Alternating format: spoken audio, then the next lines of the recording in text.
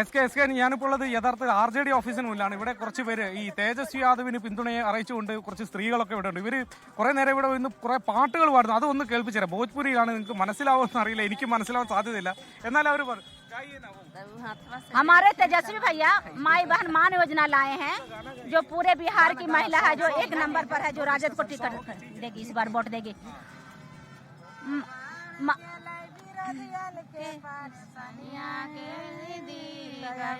घरे घरे जलते लालटेनिया गे दीदी, घरे घरे घरे जलते लालटेनिया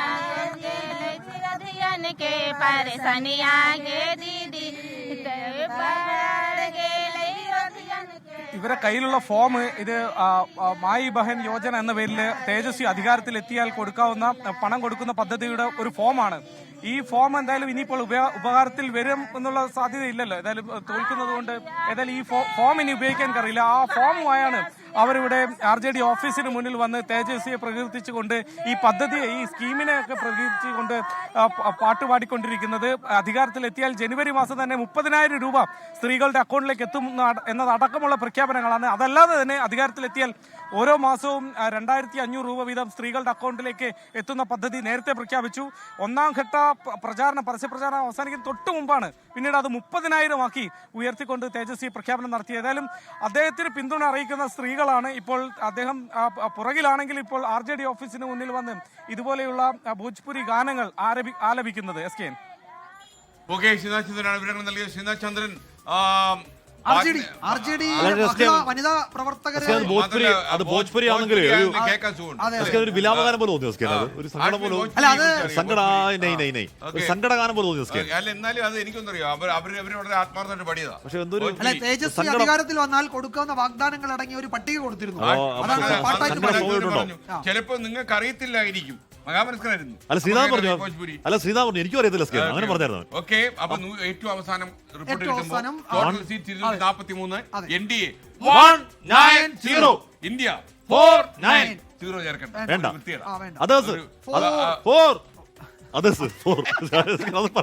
ജോലിക്കാരെ വിളിക്കുന്നത്, അങ്ങക്കരയ്ക്കുന്ന ജോലിക്കാരെ വിളിക്കുന്നത് ഒരു സുഖമില്ല. Okay, NDA 86-76, BJP 86, JDU 76. 10 എന്നാണ് JDU 10 ഡിഫറൻസ് ആയി. എന്നാണ് നിതീഷിന്റെ മുഖ്യമന്ത്രി ടൈഗർ ഞാൻ യഥാർത്ഥത്തില് ഫ്ലോറിലേക്ക് കടന്നു വരുമ്പോൾ ഒരിക്കലും ഞാൻ ഇങ്ങനെ ഒരു റിസൾട്ട് ആയിരിക്കും വരുന്ന പ്രതീക്ഷിച്ചില്ല. വിജയൻ പറഞ്ഞോലെ ഇത് കംപ്ലീറ്റ് ആടപടലം വീണെന്ന് പോലെ ഒറ്റ സംഖ്യയിൽ കോൺഗ്രസ് ഒതുങ്ങി നിൽക്കുകയാണ്. ഈ പറഞ്ഞ തേജസ്വി യാദവൊക്കെ പിന്നിലായി പോയി ഒരു ഘട്ടത്തിൽ. നമ്മൾ നേരത്തെ എക്സിറ്റ് പോളുകളിൽ NDAക്ക് 200 മുകളിൽ സീറ്റ് വെച്ച ആകെ 1-2 പീപ്പിൾസ് ഡയറി മാത്രം എന്റെ ശ്രദ്ധ, ഒറ്റ ഒന്ന് മാത്രമേ, പിന്നെ വേറെ ഏതോ അറിയാത്തോർണു. അങ്ങനെ പ്രവചനങ്ങൾക്കൊക്കെ മുകളിലേക്ക് NDAയുടെ ഈ 190 എന്ന് പറയുന്ന അതിന്റെ ആവറേജ് എടുത്ത 190 വന്നിട്ടില്ല. പ്രവചനങ്ങൾ മുകളിലേക്ക് NDA പോയി. എല്ലാ മേഖലകളിലും വന്നു. മഹാസഖ്യത്തിന് ഏതെങ്കിലും മേഖല നിലനിർത്താൻ കഴിയാതെ പോയി. ഏതാണ്ട് പൂർണ്ണമായി തന്നെ തകർന്നടിയുന്ന സാഹചര്യം മഹാസഖ്യത്തിനുണ്ടായി. ഒറ്റ സംഖ്യയിലേക്ക് അവിടെ കോൺഗ്രസ് ഉയർന്നു. BJP ഏറ്റവും ഒറ്റകക്ഷിയാകുന്ന സാഹചര്യം ഉണ്ടാകുന്നു. അങ്ങനെ ഒരുപാട് വരും ദിവസങ്ങളിലെ ചർച്ചകൾക്ക് BJP നേതാക്കന്മാർക്ക് ഒരു ബുദ്ധിമുട്ടുണ്ടാകുന്ന രീതിയിലുള്ള പ്രശ്നമുണ്ട്. അതുകൊണ്ട് BJPക്ക് 86 സീറ്റും മറ്റവർക്ക് 76. പക്ഷേ 10ന്റെ വ്യത്യാസം കിടക്കുക. പക്ഷെ എന്ന് പറഞ്ഞാൽ അവിടെ കേന്ദ്രത്തിൽ ഭരിക്കുന്നത് JDUയുടെ സപ്പോർട്ടിലാണ്. ആദ്യമായിട്ടായിരിക്കും BJP പാർട്ടിയായി മാറുന്നത്. ബീഹാറിൽ BJP ഒരു പ്രധാനപ്പെട്ട പാർട്ടി ആയിരുന്നില്ലേ? മറ്റു പാർട്ടികളുടെ ചിറകിലേറിയാണ് അവിടെ പ്രവർത്തനം നടത്തിയത്. അപ്പോൾ ഇത് സോഷ്യലിസ്റ്റുകൾ, കർപ്പൂരി ഠാക്കൂറിന്റെ ഒക്കെ കാലം അങ്ങനത്തെ ഒരു പൊളിറ്റിക്കൽ ഒരു ബാക്ക്ഗ്രൗണ്ട് ഉള്ള സ്റ്റേറ്റ് ആണ്. അവിടെ BJPയുടെ ഹിന്ദുത്വ പൊളിറ്റിക്സിന് ഒരു സാധ്യത വളരെ വൈകിയാണ് ഉണ്ടായത്. ആ ഒരു സ്റ്റേറ്റിലാണ് BJP ഏറ്റവും വലിയ ഒറ്റകക്ഷിയായി ഇപ്പോൾ മാറുന്നത്.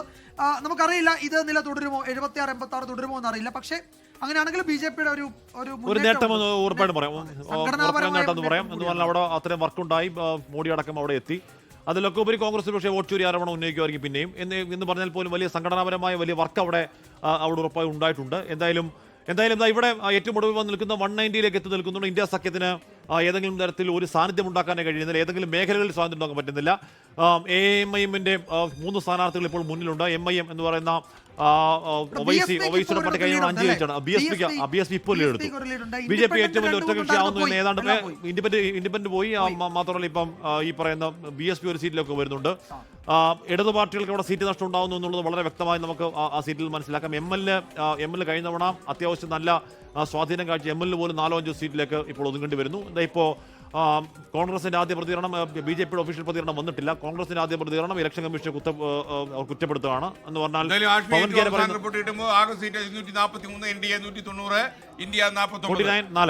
ഈ മുഹമ്മദ് ആശാൻ പറയുന്നു ഐഫോൺ ഇനി ആർക്ക് കൊടുക്കണ്ടല്ലോ. അങ്ങനെ നമ്മൾ തീരുമാനിച്ചിട്ടുള്ളൂ. അതായത് ഇന്ത്യയുടെയും സീറ്റുകൾ കൃത്യമായി പ്രവചിക്കുന്ന ആളുകൾക്ക് 2 ഐഫോൺ കൊടുക്കും. പ്രേക്ഷകർ വിചാരിക്കുന്നത് ഇത്രയും സീറ്റുകളൊന്നും ആരും പ്രവചിച്ച് കാണത്തില്ലല്ലോ. ചിലപ്പോൾ ഉണ്ടാവുന്നേ പറയാൻ പറ്റുന്നത് നമ്മുടെ ആളുകൾ ചില പ്രവചന ദുരന്തന്മാർ അല്ലെ, ചില പ്രവചന ദുരന്തന്മാർ വയ്യാകരണന്മാര്.